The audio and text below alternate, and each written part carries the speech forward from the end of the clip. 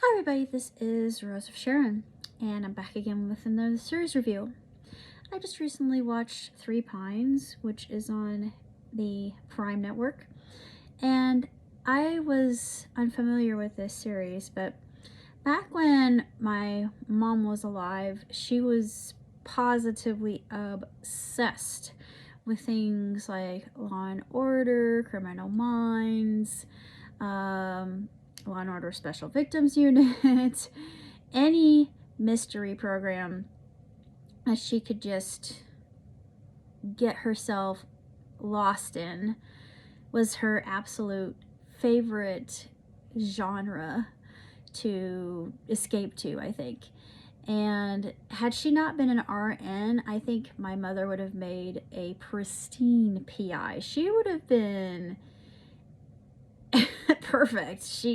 I mean, seriously, she would have been either that or an orchestra conductor, because those are two jobs that she really wanted when she was here. And I always thought it was funny because she always pretended she was just a big kid. She didn't mind hamming it up with me, and she would let her hair down with me and only a few other people, but she was still an enigma. And I think that's why she relished the realm of enigma, because I think she felt most comfortable there. Yeah, but I think intrigue always captivated her, and just how the psyche works or doesn't work. But I have to say, Three Pines is extremely well done. It happens up in this Canadian area. It's like if Northern Exposure met kind of a, I guess, for lack of better definition, kind of a residential area. So I like Reservation Dogs. I mean, not to the fact that it's amusing like Reservation Dogs was, but Reservation Dogs also had its serious tones and had some good lessons in it, but this was even more serious, and it dealt with missing Indigenous women, which I mean I've known about, and it is quite tragic. And there's a case involved that it covers the whole season, and I'm not going to give anything away. I mean, I gave a little bit away with missing exploited Indigenous women, and it's more of a problem than you would think, which is unfortunate, but hopefully I'm bringing that to light. I don't know what I can do, because I'm not the face you would consider to bring this to light, but I don't know. I feel like Gamanche did, and I relate so much to his character, and I'm not going to say why, but if you know who I am, you're going to think, interestingly, it's just intriguing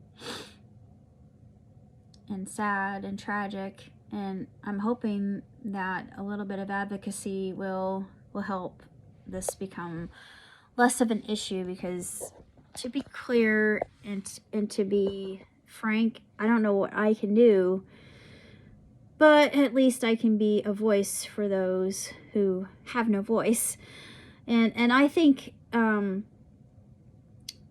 programs like this one educate those of us who are unfamiliar with things like this that happen and are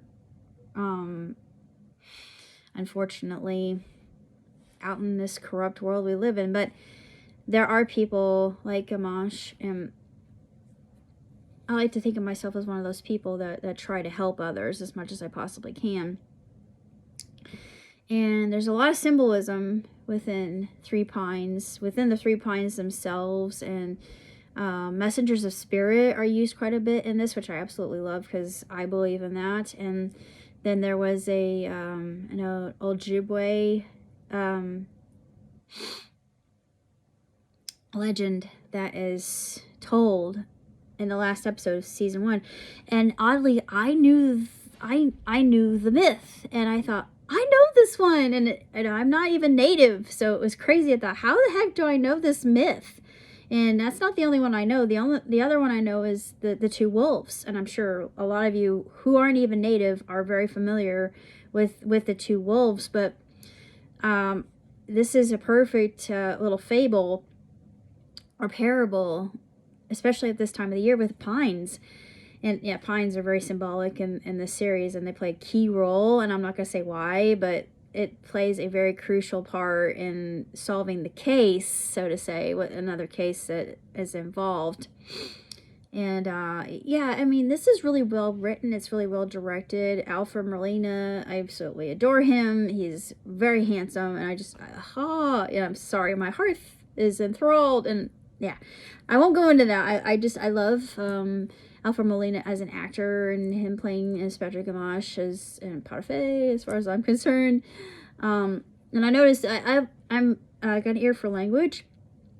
So I took cultural French when I was in high school, and it's not so good as my Spanish. My Spanish is perfect, so I can understand Spanish. I speak it moderately at best, same with my Italian. And German, same thing, because I grew up in a family, I'm 36% Swedish, but my grandfather was third generation immigrant. So my dad learned a little bit of German from him, and I wish he had learned a lot more, because I could have been fluent easily. I mean, German's not that hard. It's very much like English and like Dutch is, because we borrowed a lot from the Dutch and from the Germans. That being said, the French that's spoken within the area is, there's a dialect. I'm like, yeah, it's sort of like Haitian. Haitian has its own kind of slang, like different varieties of Spanish do, and I recognize there are words that are different in every language. And it's so intriguing to me how other languages will just borrow and take what they want from others. and they do so innocently. And I think it's so intriguing. But I noticed that some of the, if you wanted to do translations correctly, I noticed that they were corrected translation, but I do my translations the more direct way. And I thought, yeah, this is true. However, this should have been this. One of the translations wasn't quite, right, and I thought, wow, I'm kind of a purist in that respect, but I really shouldn't be, because I guess that's how I was taught. And this is why I like teaching other people the syntax of English, because it is hard, even for a native speaker. It is very challenging. Trust me on this, because colloquially, you could be saying something in one state, they might not mean that in another state. But yeah, it's America's weird, but apparently so are other places. But I noticed that, and I just thought, oh, that's very interesting and intriguing, and how fascinating it is that languages evolve just like humans do. It's a living thing. What else do I have to say about Three Pines, other than I absolutely loved it, and I was I wasn't really shocked by how it ended. It ended on a cliffhanger, and I looked up to see if there was going to be a season 2, just because of how this thing ended. I predicted how it would end, and it didn't disappoint me at all. But I'm like, no, and I want more, and that's how they get you. But that's an implication of what a truly good show does. It builds up all your characters. You're introduced to your characters. You're building up your main cast and their traits and everything surrounding the town and everything that's been happening. And of course, you've got the dream element, the whole spiritual element, and paranormal. It's what I really like about this show, and I think it's really well done. But now I remember what this reminds me of. There's a movie, I don't know if you are familiar with this film, but The Lovely Bones. It reminds me of that so deeply. And I thought, but it's like if The Lovely Bones had an indigenous spin. And I thought, that's what this reminds me of. And this is why I like it so much. But it's very clever. a sparkling example of what exceptional narration truly is, particularly through the lens of Gamache, and we are come to think the way he does, and me being who I am, I'm like, I love him because he's like me, and that comes off as a little bit egotistical, I'm sorry, but I'm exactly like he is. Regardless, I think that it was a very good season. I really hope they finish season 2 quickly, because I want to see justice brought to light, and prayerfully they will, because they got all the time in the world to, I mean, with technology the way it is and filming the way it's done, I don't think it's going to take 7 years just to make another 3 Pines. I think it'll probably take at least a year. I was kind of wondering about Marvelous Miss Maisel, if they're going to continue. They did say they will, and that was another one I really like. I want to see how things end for her. But as far as things are going, I'm not going to be able to review Altered Carbon, the movie, because on Kiss Cartoon they don't have subtitles, so unfortunately my Japanese is not that great, so I'm not going to be able to do a review of it. They didn't have any Yashahime, they didn't have that. They didn't have Urusei Yatsura, the reboot. So I'm not going to be able to review either one of those things. However, I am watching Central Park Season 3 currently, as well as Pantheon. Let's see.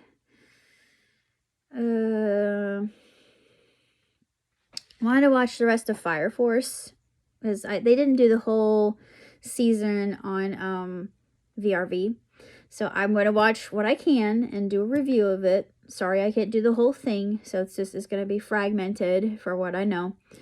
Jujutsu Kaisen, definitely. That's one that I've been wanting to see for ages now. Attack on Titan, duh. Reign of Kings, I don't know. I've seen trailers for that, and I absolutely love it. It's very Miyazaki-esque, very whimsical.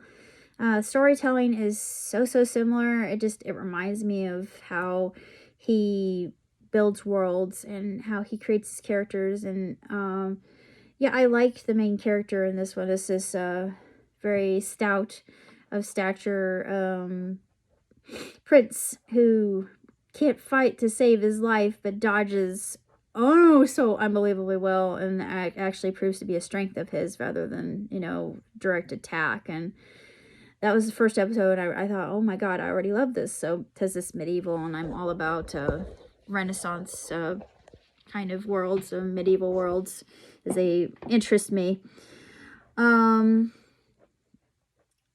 Vinland is one that's coming out to Netflix, and if you know anything about my obsession with Vikings, and you know this is right up my alley. And the animation is very much like Claymore, and I know they never really finished Claymore, which saddens me immensely, because Claymore was one of my absolute favorites back in the day. And another one I don't know if they're going to have on Kiss Cartoon or not is Fena, the pirate princess, because she's a princess and a pirate. Two of my favorite things combined. Need I say more? I love everything above aforementioned. What more could you want? Plus, there was a scene that they did with her. I remember I saw it on YouTube.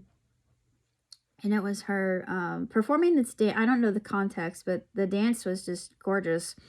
So I think, oh yeah, I might have to see this one. This one already envelops me and intrigues me. And as a writer, I think, how can I do that to my audience? And that's what I want to learn how to do. It's not something that just lands in your lap. I mean, I could tell a good story, but through writing,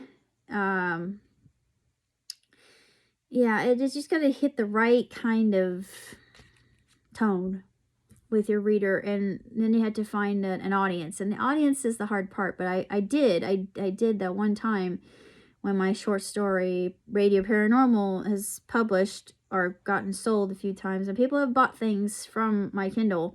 So it's